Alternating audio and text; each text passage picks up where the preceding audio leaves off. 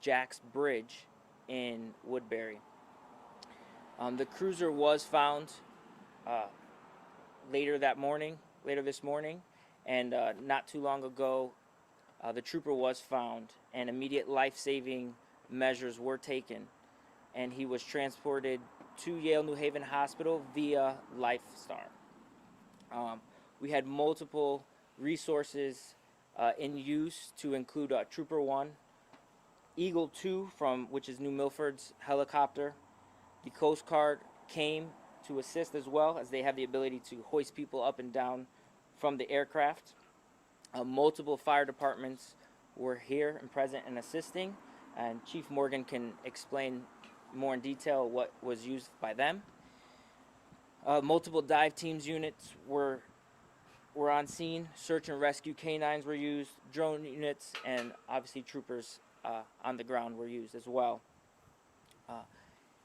The trooper was a veteran trooper. His name's not released right. It's not going to be released right now. I know you guys want to know the name.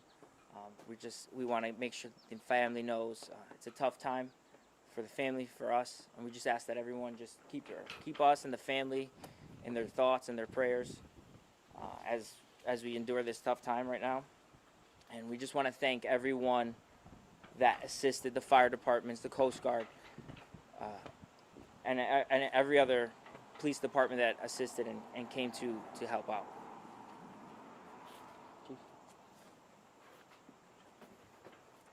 Chief Morgan, Woodbury Fire Department.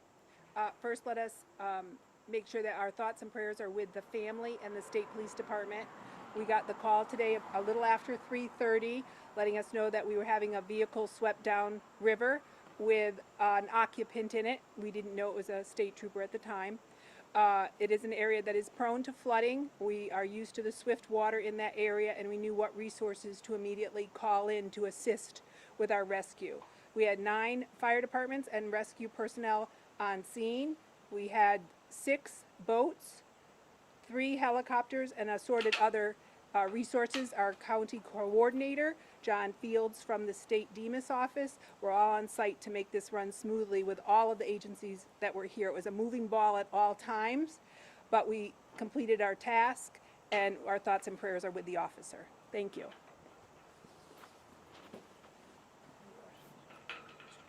Any questions? Trooper, quick question with regard to the location where the trooper was found and how far that was from where his vehicle was recovered. Yeah, it's unknown at this time. We have our major crimes unit. They're actually going to be investigating, so we're conducting a complete investigation now into the location of the cruiser, to the location of the trooper.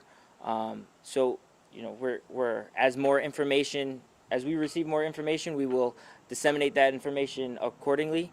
And we just ask that also that you just respect the family at this time, as it is a tough time, you know, not only for them, for all of us as well. Chief Morgan, can you address the area where the water came over the road? Is this an area that's well lit, or could very well have possibly been an area where the trooper wouldn't have known he was coming upon raging water? It is one of our back roads in town, so there are no street lights on that town. We are a small rural community, so not every place has street lights. He could have come across the road and not seen the water as he came over the bridge because it was still dark. It was a little after 3 o'clock in the morning, but it is known for rapid waters and flooding in that general area. Is this the Housatonic? No, this is the Pomparog. Pomparog River. Okay, thank you. At this time, we do not have the status of the trooper.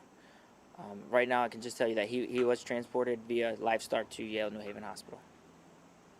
Judson Avenue, is that where this Jack's Bridge is? It's in the general area. Jack's Bridge is on one side, Judson is on the other, so there's a little speculation on where exactly, but it's just in that general area, and we are prone to flooding in that general area. And last night we did have floodwaters 6 feet over flood stage, so that area was underwater. Were there any markers on the road, any horses, if you will, placed in that area, any notifications? I'm not sure because we never went out to that location. We had other ones that the fire department's working with, but we did make notifications to Public Works and to the PDs. So I'm sure there was things out there. I just can't say that I saw them put there because I was not part of that team last night. We were in other locations in town. Do you know what time notification might have been made? Was this the first notification from that area, his call for distress, or were there earlier calls of water? No, that was the first call. We go out and check. We have an emergency management director here. He goes out when we get storms. They go out, they check all the roads, they check our known locations. We have 47, we have Judson, we have 317. This day we had a Bacon Pond, which has never flooded before. So we had people out in the area that were doing their rounds, knowing where the floods were and reporting back to the PD. Officer Roberts was on, so he was in constant communications with us, so we all knew what roads were closed, and the trooper may just not have known. So, you know, it was a very quick rising because up until midnight, we didn't have any flooding, and then after midnight, it just took off. Trooper, is this a resident trooper in the area? Some spots across the state have resident troopers. Yeah, he was assigned to Troop L. He was a trooper assigned to Troop L. He was a sergeant assigned to Troop L. And what was that timeline like from when he radioed in that his car was being swept away from when the search started? The search was immediate. We sent resources, other troopers out immediately to assist. Do you know if the trooper was found either on the river embankment, if he was found in the river, and was he conscious? The exact location of where the trooper was found is unknown at this time. Again, once we receive that information, we'll disseminate it accordingly. And again, we don't know the status. Again, we just ask for your thoughts and prayers as he is transported to Yale. Was his cruiser completely submerged? That is unknown at this time. What was he driving? Was it an SUV or? That I could not tell you. I don't know the exact And vehicle. when you say he's a veteran, how many years? I do not know the exact years, but he has quite a few, over a decade. Was he just patrolling the area, driving through, was he parked there? It is unknown at this time. And do you know if he's typically assigned to this area? Yes, so Troop L does cover Woodbury, so Woodbury is under Troop L's troop coverage. After the call was made, what were the conditions like when the search first started? And what did you guys have to deal with? There was a lot of hurdles that we had to overcome. One being there was quite a few areas where we weren't able to get boats out there.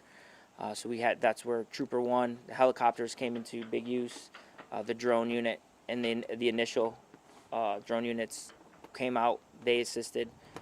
So there was quite a bit of hurdles that we had to overcome as well. Thank you for your time. Thank you. All right, guys, we're going to have much more later. I just ask that you please don't identify anybody. There's no doubt in my mind you journalists already know exactly what's going on here. And we'll get much more to you guys later as we get it available. There's a CARS investigation with major crimes. It'll tell you all the questions you're asking for. It's just really early. Just respect that and respect the family. Thank you so much, Thank you, everybody. Brian. Thank you. Do you think this is the spot where more updates will come? That's a good question, Jen. I don't know. I got to wait and see what happens.